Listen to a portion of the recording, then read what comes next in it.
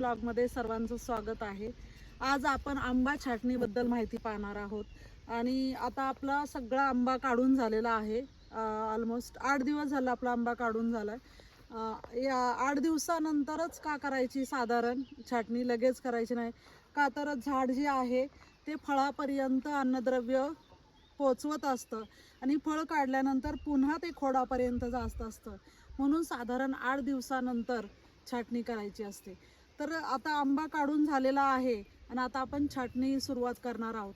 आता खरं तर इथून पुढेच खरी गडबड सुरू होते, कारण पुढच्या वर्षी आंब्याचं उत्पादन चांगलं घेण्यासाठी, दुप्पट घेण्यासाठी आता आपल्याला याची छाटणी करणं आवश्यक आहे।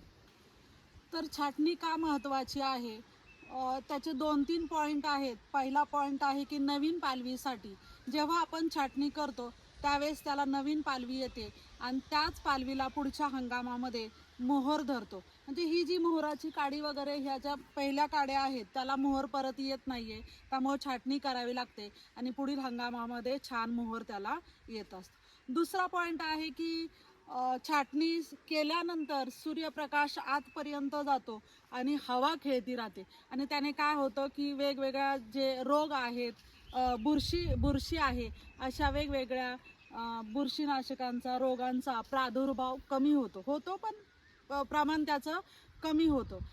आणि तिसरा फायदा छाटणीचा आहे की झाडांचा आकार नियंत्रित राहतो आणि त्यामुळं काय होतं की फळ काढणं सोपं जातं। औषध वगैरे जे काय बुरशीनाशक वगैरे असेल अशी फवारणी करण्यासाठी पण आपल्याला सोपं जातं आणि फळं पण खालच्या खाली राहतात, त्यामुळं ते हाताळण्यास, काढण्यासाठी किंवा त्याची निगा राखण्यासाठी आपल्याला सोपं जातं। म्हणून हे 2-3 फायदे आपल्याला होतात की सूर्यप्रकाशाने हवा खेळती राहते, ह्याची उंची मर्यादित आपल्याला करता येते आणि नवीन पालवीसाठी आपल्याला छाटणी ही अत्यंत आवश्यक आहे। त्यामुळं झाडाची आता छाटणी करणं आवश्यक आहे। हे आमचं साधारण 7 वर्षाची बाग आहे, त्यानुसार याची उंची आणि याचा आकार भरपूर असा वाढलेला आहे। हे तरी मीडियम साईजचं झाड आहे, बऱ्यापैकी मोठी पण झाडं आहेत, ती तुम्हाला नंतर मी दाखवतेच। तर त्यासाठी आपल्याला याची उंची मर्यादित करणं आवश्यक आहे आणि याचा आकारही मर्यादित करणं आवश्यक आहे की जेणेकरून फळंसुद्धा खालीच राहतील आणि आपल्याला म्हणजे मध्ये राहतील आणि आपल्याला ते तोडणीस किंवा फवारणीसाठी सुद्धा सोपं जातं, म्हणून झाडांची छाटणी आवश्यक आहे। चला तर आपण कशी छाटणी करायची ते आपण पाहणार आहोत।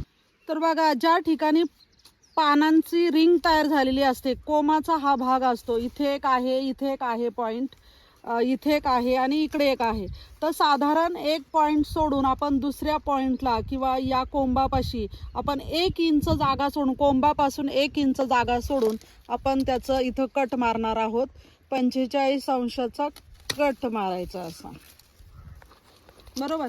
तर अशा प्रत्येक आपण ह्या किडक्या वाळलेल्या फांद्या सुद्धा काढणार आहोत।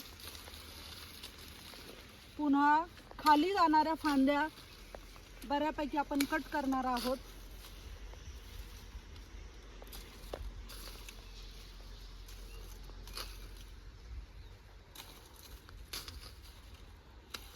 वरच्या शेंड्याची सुद्धा हलकी 1-1.5 फुटावर छाटणी करायची, कारण खूप शेंड्यात गेलेल्या ज्या फांद्या असतात ना, त्या फारसं त्याला फळं लागत नाहीये, फक्त अन्न तयार करण्याचं काम करतात, त्यामुळे त्याची सुद्धा छाटणी करणं आवश्यक आहे। मधली छाटणी करायची आहे सूर्यप्रकाश आतमध्ये येण्यासाठी। मधला सुद्धा आपण जो हा झाडाचा गळफास आहे, सावली पडते पूर्ण बुडख्यावर, ते सुद्धा पूर्ण आतल्या फांद्या सगळ्या मोकळ्या करायच्या आहेत, जेणेकरून या ठिकाणी सूर्यप्रकाश येणार आहे। आता आतल्या फांद्या आपण कट करूया।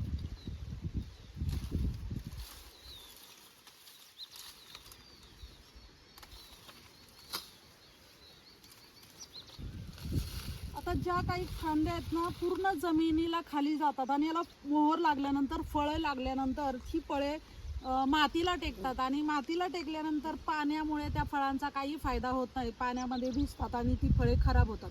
म्हणजे खाली जाणाऱ्या फांद्या असतात, जमिनीकडे जाणाऱ्या फांद्या, त्या आपण पूर्ण कट केल्या तरी चालतात, आपण त्या कट करूया।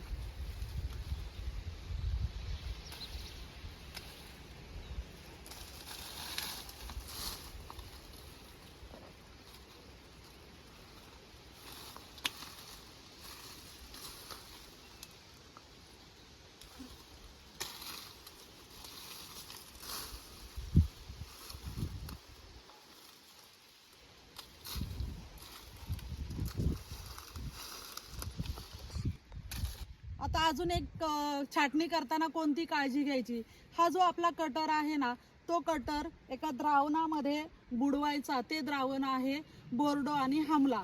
तर त्या द्रावणामध्ये आपण हे कटर असं द्रावण केलेलं असतं, छोट्याशा एका मगमध्ये, बादलीमध्ये, छोट्याशा भांड्यामध्ये ते द्रावण तयार करायचं आणि त्याच्यामध्ये हे कटर मिक्स भिजवायचं आणि छाटणी करायची.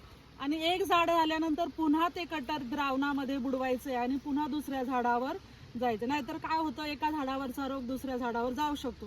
म्हणून एक झाड झाल्यानंतर पुन्हा आपण कटर द्रावणामध्ये भिजवणार आहोत. आणि जेव्हा आपण मोठ्या मोठ्या फांद्या करवतीने कट करणार आहोत, त्यावेळेस लगेच थोड्या वेळानंतर त्याला बोर्डो पेस्ट लावून घ्यायची, जेणेकरून त्याच्यामध्ये त्या फांदीमधून झाडामध्ये रोगाचा प्रादुर्भाव होणार नाही.